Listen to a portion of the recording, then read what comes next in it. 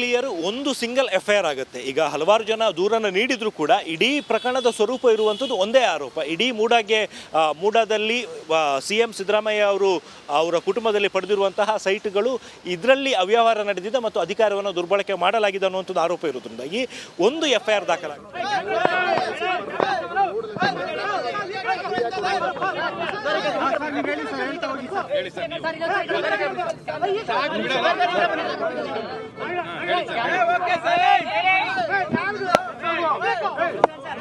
Sir ಸಮಾಧಾನ ಆಯ್ತಾ, ಮಾತಾಡ್ಬೋದಾ? ಇವತ್ತು ಕೋರ್ಟ್ ಏನಂತ ನಿರ್ದೇಶನ ಕೊಟ್ಟಿದೆ ಎಫ್ಐಆರ್ ವಿಚಾರಕ್ಕೆ ಮತ್ತು ತನಿಖೆ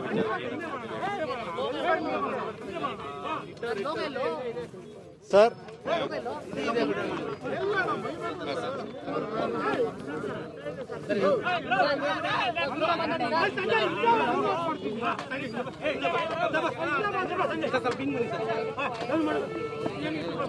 ಆತ್ಮೀಯ ಮಾಧ್ಯಮ ಮಿತ್ರರೇ, ಈ ಒಂದು ಆದೇಶದ ಬಗ್ಗೆ ಬೆಳಗ್ಗೆಯಿಂದ ಕಾತುರದಿಂದ ಕಾದಿದ್ದೀರಾ.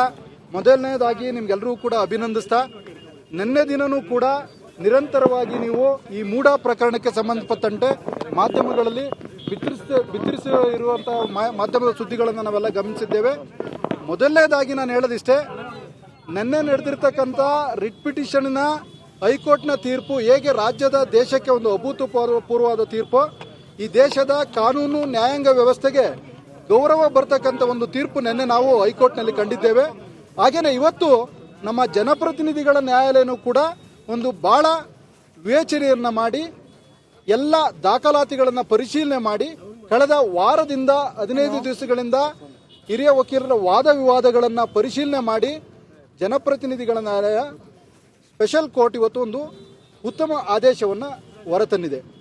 ನಿನ್ನೆ ರಿಟ್ ಪಿಟಿಷನ್ ಡಿಸ್ಮಿಸ್ ಆದಂಥ ಸಂದರ್ಭದಲ್ಲಿ ಸ್ನೇಹಮಯಿ ಕೃಷ್ಣ ಅವರ ಪರ ವಕೀಲರಾದ ನಾವು ಆ ರಿಟ್ ಪಿಟಿಷನ್ ಸರ್ಟಿಫೈಡ್ ಕಾಪಿಯನ್ನು ತೆಗೆದುಕೊಂಡ್ಬಂದು ಖಾಸಗಿ ದೂರಿಗೆ ಇವತ್ತು ಆದೇಶಕ್ಕೆ ಒಂದು ಹಿಯರಿಂಗ್ ಇತ್ತು.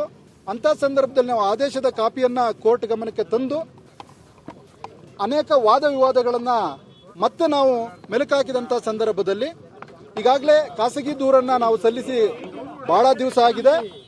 ಇವತ್ತೇ ಈ ಒಂದು ಆದೇಶವನ್ನು ಮಾಡಬೇಕು ಅಂತ ಕೋರ್ಟ್ ಗಮನಕ್ಕೆ ಮನವಿಯನ್ನು ಮಾಡಿದಾಗ ಕೋರ್ಟ್ ಇವತ್ತು ಒಂದು ಪ್ರಮುಖವಾದಂಥ ದಿಟ್ಟ ಹೆಜ್ಜೆಯನ್ನು ಇಟ್ಟು, ಏನು ಮಾನ್ಯ ಮುಖ್ಯಮಂತ್ರಿಗಳ ಮೇಲೆ ಒಂದು ಖಾಸಗಿ ದೂರನ್ನು ನಾವು ಹಾಕಿದ್ದು, ಅದಕ್ಕೆ ಸಂಬಂಧಪಟ್ಟಂತೆ ನಾವು ಖಾಸಗಿ ದೂರನ್ನ ಪ್ರೇಯರಲ್ಲೂ ಕೂಡ ಭಾಳ ಪರ್ಟಿಕ್ಯುಲರ್ ಆಗಿ ಕೇಳಿದ್ದು, ಯಾವುದೇ ಸರ್ಕಾರದ ಒಂದು ಸ್ವಾಮ್ಯದಲ್ಲಿ ಇಲ್ಲದೇ ಇರತಕ್ಕಂಥ ಒಂದು ಇಂಡಿಪೆಂಡೆಂಟ್ ಏಜೆನ್ಸಿಗೆ ಈ ಒಂದು ತನಿಖೆ ಕೊಡಬೇಕು. ಈ ಮೂಡಾ ಪ್ರಕರಣದಲ್ಲಿ ನಡೆದಿರ್ತಕ್ಕಂಥ 5,000 ಕೋಟಿಯ ಹಗರಣ ಪಾರದರ್ಶಕವಾಗಿ ಜನರಿಗೆ ಗೊತ್ತಾಗಬೇಕು, ಪ್ರಾಮಾಣಿಕ ತನಿಖೆ ಆಗಬೇಕು ಅಂದರೆ ಒಂದು ಇಂಡಿಪೆಂಡೆಂಟ್ ಏಜೆನ್ಸಿ ಆದಂಥ CBI, NIA ಈ ಥರದ ಒಂದು ದೊಡ್ಡ ಸಂಸ್ಥೆಗೆ ತನಿಖೆ ಕೊಡಬೇಕು ಅಂತ ನಾವು ಕೇಳಿದಂಥ ಸಂದರ್ಭದಲ್ಲಿ ಇವತ್ತು ಮಾನ್ಯ ನ್ಯಾಯಾಲಯ ನಮ್ಮ ಪ್ರೇಯರನ್ನು ಮನ್ನಿಸಿ ನಮ್ಮ ಖಾಸಗಿ ದೂರನ್ನು ಅಡ್ಮಿಟ್ ಮಾಡಿಕೊಂಡು ಇವತ್ತು ರಾಜ್ಯದ ಲೋಕಾಯುಕ್ತ ಸಂಸ್ಥೆ ಇನ್ವೆಸ್ಟಿಗೇಷನನ್ನು ಮಾಡಿ, ರಾಜ್ಯದ ಲೋಕಾಯುಕ್ತ ಸಂಸ್ಥೆ ಮೈಸೂರಿನ ಡಿವಿಷನ್ ಏನು ಈ ಒಂದು ಪ್ರಕರಣಕ್ಕೆ ಸಂಬಂಧಪಟ್ಟಂತೆ ಅಗಾಧತೆಯ ಬಗ್ಗೆ ಈ ಪ್ರಾಮಾಣಿಕ ತನಿಖೆಯನ್ನು ಮಾಡಿ ಮುಂದಿನ 3 ತಿಂಗಳ ಒಳಗಡೆ ಒಂದು ರಿಪೋರ್ಟನ್ನು ನ್ಯಾಯಾಲಯಕ್ಕೆ ಕೊಡಬೇಕು ಎಂಬತಕ್ಕಂಥ ಆದೇಶವನ್ನು ಈ ಖಾಸಗಿ ದೂರಿನಲ್ಲಿ ಮಾನ್ಯ ನ್ಯಾಯಾಲಯ ಮಾಡಿದೆ. ಈ ನ್ಯಾಯಾಲಯದ ತೀರ್ಪನ್ನು ನಾನು ವೈಯಕ್ತಿಕವಾಗಿ ಮತ್ತು ಗೌರವಿಸ್ತಾ ಇದ್ದೇನೆ. ಇದು ವಿಚಾರಣೆಯ ಅಥವಾ ತನಿಖೆ ಎಫ್ಐಆರ್ ಅನ್ನು ಮಾಡಿ ಇನ್ವೆಸ್ಟಿಗೇಷನ್ ಮಾಡಬೇಕಾ, ಕೇವಲ ವಿಚಾರಣೆಯನ್ನ ಮಾಡಿ ವರದಿ ಕೊಡಬೇಕಾ? ಈ ಒಂದು ಖಾಸಗಿ ದೂರಿನ ಆದೇಶದ ಪ್ರಕಾರ ಯಾವುದೇ ಒಂದು ತನಿಖೆ ಮಾಡಬೇಕು ಅಂದಂಥ ಸಂದರ್ಭದಲ್ಲಿ ಎಫ್ಐಆರ್ ಅನ್ನು ಮಾಡ್ಕೋಬೇಕಾಗ್ತದೆ. ಹಾಗಾಗಿ ಮಾನ್ಯ ನ್ಯಾಯಾಲಯ ಸ್ಪಷ್ಟವಾಗಿ ಹೇಳಿದೆ, ಈ ಒಂದು ಮೂಡಾ ಹಗರಣಕ್ಕೆ ಸಂಬಂಧಪಟ್ಟಂತೆ ಜುರಿಸ್ಡಿಕ್ಷನ್ ಪೊಲೀಸ್ ಸ್ಟೇಷನ್ ಅವರು ಹಾಗೆಯೇ ಮೈಸೂರು ಡಿವಿಷನ್ನ ಲೋಕಾಯುಕ್ತ ಸಂಸ್ಥೆಯವರು ಇದರನ್ನ ಒಂದು ಪ್ರಕರಣಕ್ಕೆ ಸಂಬಂಧಪಟ್ಟಂತೆ ಎಫ್ಐಆರ್ ಅನ್ನು ರಿಜಿಸ್ಟರ್ ಮಾಡಿಕೊಂಡು ಪ್ರಾಮಾಣಿಕ ತನಿಖೆಯನ್ನು ಮಾಡಿ ಮುಂದಿನ 3 ತಿಂಗಳೊಳಗಡೆ ಒಂದು ಲೋಕಾಯುಕ್ತ ಸಂಸ್ಥೆಗೆ ತನಿಖೆಗೆ ಆದೇಶವನ್ನ ನೀಡಿ ಜನಪ್ರತಿನಿಧಿಗಳ ನ್ಯಾಯಾಲಯ ತೀರ್ಪನ್ನ ನೀಡಿದೆ. 3 ತಿಂಗಳ ಸಮಯಾವಕಾಶ, 3 ತಿಂಗಳ ಒಳಗೆ ತನಿಖೆ ಮಾಡಿ ವರದಿಯನ್ನ ಕೋರ್ಟಿಗೆ ಸಲ್ಲಿಕೆ ಮಾಡಬೇಕು ಅನ್ನೋ ಆದೇಶ ಕೂಡ ಇಲ್ಲಿ ಉಲ್ಲೇಖ ಮಾಡಲಾಗ್ತಾ ಇದೆ.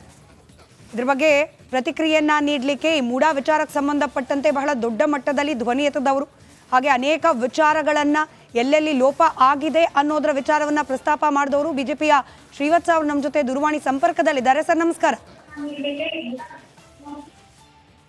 ನಮಸ್ತೆ. ಇವತ್ತು ಸರ್ ಡಬಲ್ ಶಾಕ್ ಅಂತ ಹೇಳಿ ಇದನ್ನು ಪರಿಗಣಿಸಬಹುದಾ? ಮುಖ್ಯಮಂತ್ರಿಗಳ ಪಾಲಿಗೆ ನಿನ್ನೆಯ ಕೋರ್ಟ್ನ ಆದೇಶ, ಇವತ್ತು ಜನಪ್ರತಿನಿಧಿಗಳ ನ್ಯಾಯಾಲಯದ ಆದೇಶ. ಹೌದು ಹೌದು, ಇದು ಡಬಲ್ ಶಾಕೇನೆ. ತುಂಬಾ ನಿರೀಕ್ಷೆ ಇಟ್ಕೊಂಡಿದ್ರು ಅವರು. ದಾಖಲೆಗಳು ನಾವೇನ್ ಪ್ರೊಡ್ಯೂಸ್ ಮಾಡ್ತಾ ಇದ್ವಿ ಅದು ಯಾವುದೂ ಸರಿ ಇಲ್ಲ ಅನ್ನೋ ತರದಲ್ಲೇ ಹೇಳಿಕೆ ಕೊಡ್ತಾ ಇದ್ರು. ಆದ್ರೆ ದಾಖಲೆಗಳು ಮತ್ತೆ ಸತ್ಯಾಂಶಗಳು ಹೊರಗಿತ್ತು, ಮತ್ತೆ ನಮ್ಮ ಹತ್ರ ಎಲ್ಲರ ಹತ್ರನೂ ಇತ್ತು. ಸೊ ನಾವೇನು ಅಂದ್ರೆ ಸಿದ್ದರಾಮಯ್ಯನವರು ಅನ್ನೋದಕ್ಕಿಂತ ದಾಖಲೆಗಳು ಅವರ ವಿರುದ್ಧ ಮಾತಾಡಿದೆ ಅಂತ ಹೇಳಿದ್ರೆ ತಪ್ಪಾಗ್ಲಾರ್ದು. ಈ ಕ್ಷಣಕ್ಕೂ ಕೂಡ ಇವಾಗ ಪ್ರಿಯಾಂಕ್ ಖರ್ಗೆ ಅವರ ಪ್ರತಿಕ್ರಿಯೆಯನ್ನ ಗಮನಿಸ್ತಾ ಇದ್ವಿ. ಇಲ್ಲಿ ಪ್ರಾಸಿಕ್ಯೂಷನ್ಗೆ ಅನುಮತಿ ಎಲ್ಲ, ಕೇವಲ ತನಿಖೆ ಆಗಬಾರ್ದು ಅಂತ ಹೇಳಿ ನಾವು ಎಲ್ಲೂ ಹೇಳೇ ಇಲ್ಲ. ತನಿಖೆ ನಡೆಸಲಿ, ಕೇವಲ ಸಿದ್ದರಾಮಯ್ಯ ಮಾತ್ರ ಅಲ್ಲ, ಈ ಮೂಡ ಹಗರಣದಲ್ಲಿ ಯಾರೆಲ್ಲ ಇನ್ವಾಲ್ವ್ ಇದ್ದಾರೆ ಎಲ್ಲರ ಹೆಸರು ಬಹಿರಂಗ ಆಗ್ಲಿ ಅಂತ ಹೇಳಿ ಕಾಂಗ್ರೆಸ್ನ ವಾದ. ಅಲ್ಲ, ನಾವು ಪ್ರಾರಂಭದಲ್ಲೇ ಅದನ್ನ ಕೇಳ್ಕೊಂಡಿದ್ವಲ್ಲ. ತನಿಖೆ ಮಾಡಿ, ಕಮಿಷನರ್ನ ಅರೆಸ್ಟ್ ಮಾಡಿ, ಕ್ರಿಮಿನಲ್ ಕೇಸ್ ಮಾಡಿ, ಇದಕ್ಕೆ ಯಾರ್ಯಾರು ತಪ್ಪಿತಸ್ಥರಿದ್ದಾರೆ ಒಳಗಾಕಿ ಅಂತ ಹೇಳಿ ನಾವು 2-3 ತಿಂಗಳಿಂದನೇ ಹೇಳ್ತಾನೆ ಬಂದಿದೀವಲ್ಲ. ಅವತ್ತೆಲ್ಲ ಮಾಡದೇ ಇರೋ ತನಿಖೆ ತಪ್ಪೇ ಆಗಿಲ್ಲ ಅಂತ ಭೈರತಿ ಸುರೇಶ್ ಅವ್ರು ಹೇಳಿಕೆ ಕೊಟ್ರು. ತಪ್ಪೇ ಆಗಿಲ್ಲ ಅಂತ ಹೇಳಿ ಮರುದಿವಸ ಹೆಲಿಕಾಪ್ಟರ್ಲಿ ಮೈಸೂರಿಗೆ ಬಂದ್ರು, ಫೈಲ್ ಎತ್ಕೊಂಡ್ ಬಂದ್ರು. ಇವತ್ತು ನನಗಿರುವ ಮಾಹಿತಿ 18 ಫೈಲ್ಗಳು ಮೈಸೂರದು ಏನು ತೆಗೆದುಕೊಂಡು ಬಂದಿದ್ರಲ್ಲಿ 18 ಫೈಲ್ ಇವತ್ತು UD ಮಿನಿಸ್ಟ್ರಿ ಒಳಗಡೆನೆ ಇಲ್ಲ. ಇವತ್ತು ಇಲ್ಲ, ಗಂಭೀರ ಆರೋಪನೆ ಇದು ನಾನು ಮಾಡ್ತಾ ಇರೋದು. ಅಂದ್ರೆ ತನಿಖೆ ಅಗತ್ಯತೆ ಇಲ್ಲ ಅಂತ ವೆಂಕಟಾಚಲಪತಿ ಆಯೋಗ ಇದನ್ನ ಕಮಿಷನ್ ಮಾಡ್ತೀವಿ ಅಂದ್ರು. ದೇಸಾಯಿ ಆಯೋಗ ಕೊಟ್ರು. ವಿಧಾನಸೌಧ ಒಳಗೆ ಚರ್ಚೆ ಕೊಡ್ಲಿಲ್ಲ. ಅವರ ಕಾನೂನು ಪಂಡಿತರು, ಕಾನೂನು ಸಲಹೆಗಾರರು ಒಂದು ವೃತ್ತಪತ್ರಿಕೆಯಲ್ಲಿ ಆರ್ಟಿಕಲ್ ಬರೆದ್ರು. ಏನ್ ಇವೆಲ್ಲ ಸೂಚಿಸುತ್ತೆ? ಅದೆಲ್ಲ ಸೂಚಿಸಿದ್ರೆ ತನಿಖೆ ಯಾಕೆ ಚೆನ್ನಾಗಾಗತ್ತೆ ಅಂತ ಹೇಗೆ ಅನ್ಕೊಳ್ಳೋದು? ಪಾರ್ವತಮ್ಮನವ್ರಿಗೆ ಸಿಕ್ಕಿದ್ದಂತ ಸೈಟು ಅದು ಊರ್ಜಿತ ಅಂತ ಕಾನೂನು ಸಲಹೆಗಾರರು ಒಂದು ರಾಜ್ಯ ಮಟ್ಟದ ಪತ್ರಿಕೆಯಲ್ಲಿ ಬರೆದ್ರಲ್ಲ, ಅದರ ಅರ್ಥ ಏನು? ತನಿಖೆ ಯಾವ ಹಂತದಲ್ಲಿ ಯಾವ ದಿಕ್ಕಲ್ಲಿ ಹೋಗ್ತಾ ಇದೆ ಅಂತ ಅರ್ಥ ಆಗ್ತಿರ್ಲಿಲ್ವಾ ನಮ್ಗೆ? ತನಿಖೆನೇ ಮಾಡಿ ಅಂತ ಪ್ರಾರಂಭದಿಂದನೂ ಬೇಡ್ಕೊಂಡ್ವಲ್ಲ ನಾವು, ಮಾಡ್ಲೇ ಇಲ್ಲಲ್ಲ. ಇವತ್ತು ಕೋರ್ಟ್ ಮುಖಾಂತರ ತನಿಖೆ ಈಗ ಆಗ್ತಾ ಶ್ರೀವತ್ಸ ಇದೆ. ಅವರೇ, ನೀವೇ ಹೇಳ್ತಿರೋ ಹಾಗೆ ಅನೇಕ ಫೈಲ್ಗಳು ಮಿಸ್ಸಿಂಗ್ ಇದೆ. ಈ ದಿನಕ್ಕೂ ಅದು ಎಲ್ಲಿದೆ, ಯಾರ ಬಳಿ ಇದೆ, ಯಾವಾಗ ಹೋಯ್ತು ಗೊತ್ತಿಲ್ಲ. ಈ ತನಿಖೆ ಹಂತದಲ್ಲಿ ಇದೆಲ್ಲವೂ ಕೂಡ ಹಿನ್ನಡೆ ಆಗಿಬಿಡುತ್ತಾ? ಎಲ್ಲೋ ಒಂದ್ ಕಡೆ ಸಿದ್ದರಾಮಯ್ಯನವರಿಗೆ ಪ್ಲಸ್ ಪಾಯಿಂಟ್ ಆಗೋ ಸಾಧ್ಯತೆ ಇದೆ ಅನ್ನೋ ಆತಂಕ ನಿಮಗೇನಾದ್ರೂ ಇದೆಯಾ? ಅಲ್ಲ, ಆತಂಕ ಈಗ ಲೋಕಾಯುಕ್ತ ಕೊಟ್ಟಿರೋದ್ರಿಂದ, ಇವರು ಮುಖ್ಯಸ್ಥರಾಗಿರೋದ್ರಿಂದ ಆತಂಕ ಇದೆ. ಆದ್ರೆ ಇವ್ರು ರಾಜೀನಾಮೆ ಕೊಟ್ಟ ನಂತರ ನಾವೆಲ್ಲ ಏನೇನ್ ದಾಖಲೆಗಳನ್ನ ನಮ್ಮ ಹತ್ರ ಸಿಕ್ಕಿದೆ ಆ ಎಲ್ಲ ದಾಖಲೆಗಳನ್ನು ಲೋಕಾಯುಕ್ತಕ್ಕೆ ಪ್ರೊಡ್ಯೂಸ್ ಮಾಡ್ತೀವಿ. ಒಮ್ಮೆ ಕೋರ್ಟಿಗೆ ಇದು ತನಿಖೆಗೆ ಸೂಕ್ತ ಅಂತ ಅನ್ಸಿದ ಮೇಲೆ ಲೋಕಾಯುಕ್ತನ ಅದೇ ದೈಕಲ್ ತಾನೇ ಹೋಗ್ಬೇಕು. ಇಲ್ಲಾಂದ್ರೆ ಕೋರ್ಟ್ ರಿಜೆಕ್ಟ್ ಮಾಡ್ಬಿಡ್ತಿತ್ತಲ್ಲ, ತನಿಖೆಗೆ ಸೂಕ್ತ ಅಲ್ಲ, ಇವ್ರು ಏನು ಪ್ರೊಡ್ಯೂಸ್ ಮಾಡಿರೋ ಡಾಕ್ಯುಮೆಂಟ್ ಸರಿ ಇಲ್ಲ ಅಂತ ಹೇಳ್ತಾ ಇದ್ರು. ಈಗ ಆಲ್ರೆಡಿ ಪ್ರದೀಪ್ ಕುಮಾರ್ ಅವರು ಮತ್ತೋರ್ವ ದೂರುದಾರರು ಬೆಳಗ್ಗೆನೆ ನಿನ್ನೆಯ ಕೋರ್ಟ್ ಆರ್ಡರ್ ಇಟ್ಕೊಂಡು ಲೋಕಾಯುಕ್ತನ ಕಾಂಟ್ಯಾಕ್ಟ್ ಮಾಡಿದ್ದಾರೆ, ದೂರು ದಾಖಲಿಸಿದ್ದಾರೆ. ಆದ್ರೆ ಅಲ್ಲೂ ಕೂಡ ಪ್ರೆಷರ್ಗೆ ಒಳಗಾಗಿ ಅಧಿಕಾರಿಗಳು ವರ್ತನೆ ಮಾಡ್ತಿದ್ದಾರೆ ಅನ್ನುವ ಆರೋಪ ದೂರುದಾರರದ್ದು.